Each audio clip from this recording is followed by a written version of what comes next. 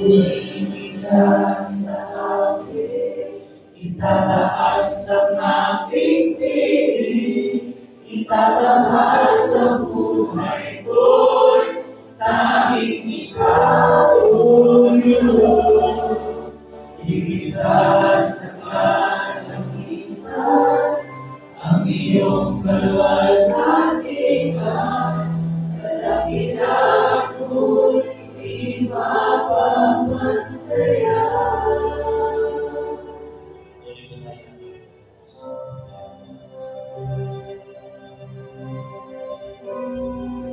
Dalangin po tayo, Panginoon.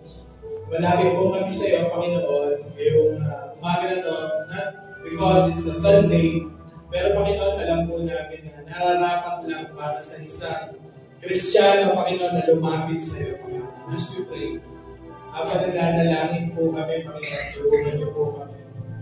Na maset yung puso at isip namin ngayon to sing songs for you and to hear your word.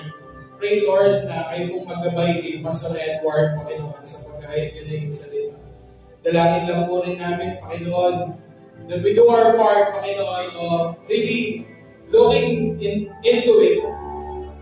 Looking at the verses, Panginoon, hearing your word, at Panginoon, pagbubukas ng puso at isip namin, Panginoon, sa pagbabago, Panginoon, pabuhin mo po kami ng iyong salita, Panginoon. Kasi alam po namin that you're worthy of the praise, Panginoon, nararapat ka lang sa papuri, nararapat ka, Panginoon, sa pagsamba, nararapat ka, Panginoon, sa pamumuhay namin bilang sa Kristiyano, Panginoon.